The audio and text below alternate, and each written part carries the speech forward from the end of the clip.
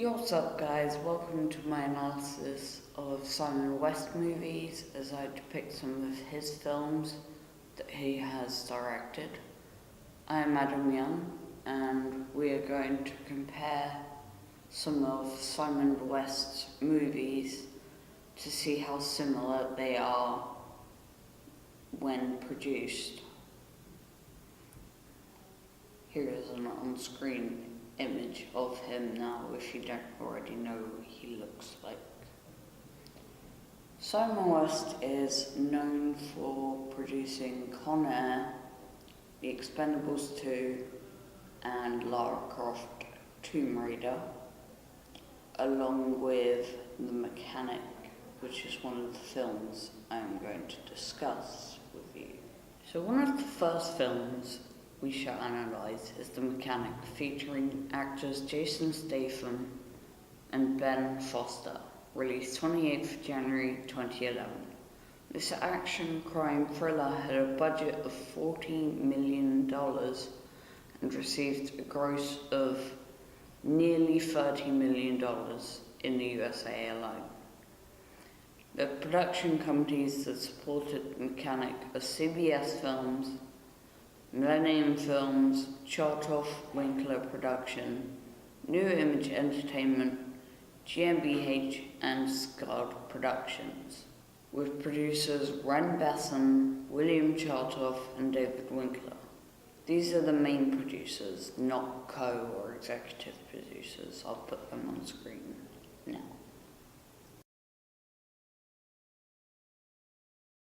During this film, there are many Enigma codes that help show when an action sequence is about to commence.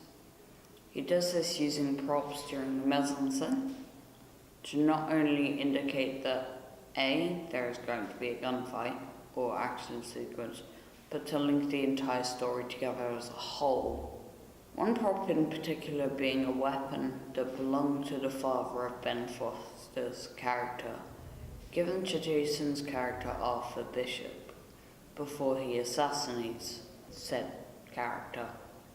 Later, Ben's character discovers Arthur has the gun and realizes the truth behind his father's death, leading to one of the final action sequences. He used close-up camera shots to focus on character facial expressions and specific props to help us understand what the character is feeling and what events are about to unfold. We also see wide shots and long shots in order to establish the surroundings and settings that the characters are in. One example being the gas station, showing how busy the station is and what's happening outside of the station as well. We also see the use of some low-angle shots to highlight the character's point of view at the time and trying to maintain a stealthy approach to the scene. This camera angle also reveals the mise-en-scène as it's a low sweeping pan. This camera angle also a representation of one of the characteristics that is required by the two main characters.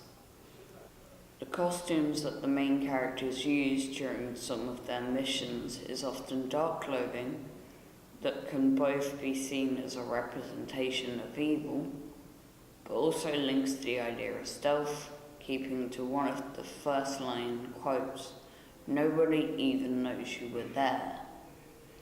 During the film, we see product placement from various well-established companies and significant props. Examples of these are Chevrolet, the Barrett 50 cal sniper rifle, various SMGs, handguns, some sunglasses, phones used, etc. Simon West uses a slower paced montage during this film as a method to show character development of the character Steve, but also to show the growing relationship between the two main characters of Arthur and Steve.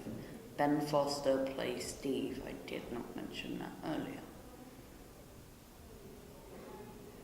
This montage develops the relationship between the two characters to almost appear to be a father-son bonding experience, which represents the ideology of family and having people to look after you and to look up to as a person.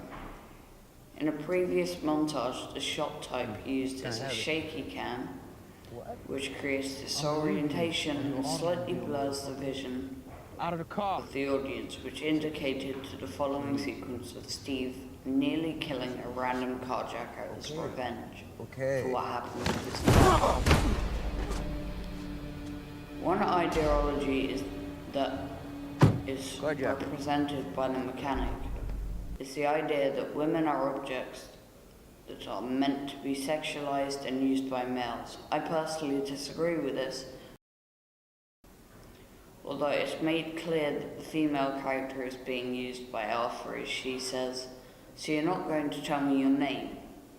That and Arthur leaves the character with several $100. Also, we never learn of the female character's name, which shows there is a lack of respect for female characters.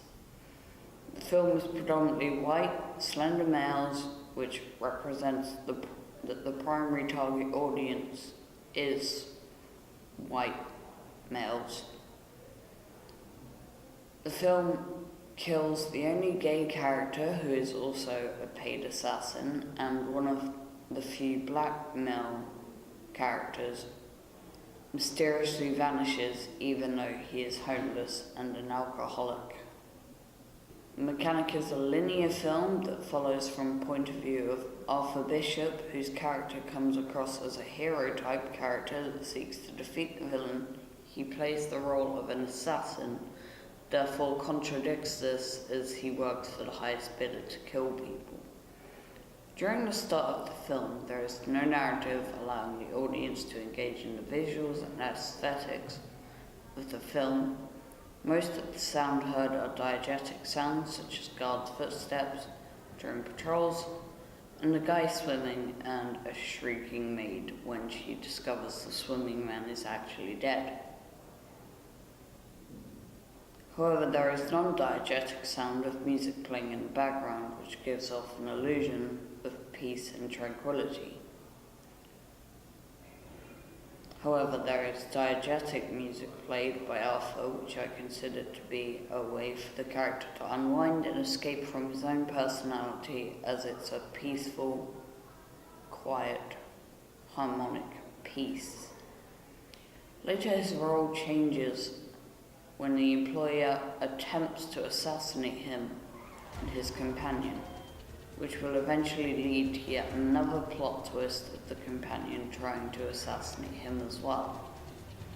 At the end of the film, when we see the final scenes, it's revealed the attempt failed for the use of a flashback to a shop camera, showing how Arthur escaped the almost certain death.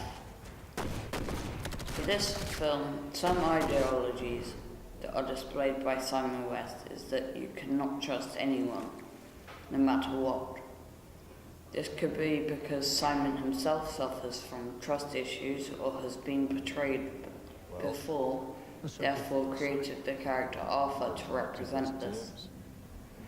The narration of the film begins with one of the starting lines, "A select few need to send a clear message," and it ends on, "Steve, if you're reading this, then you're dead." This quote not only leading to the following scene but fixed the equilibrium, but also brings the narrative of the film full circle. Levi Strauss's theory can be applied to this film, as the main character Arthur is normally represented dressed in dark clothing compared to Steve, who is represented often wearing light clothing.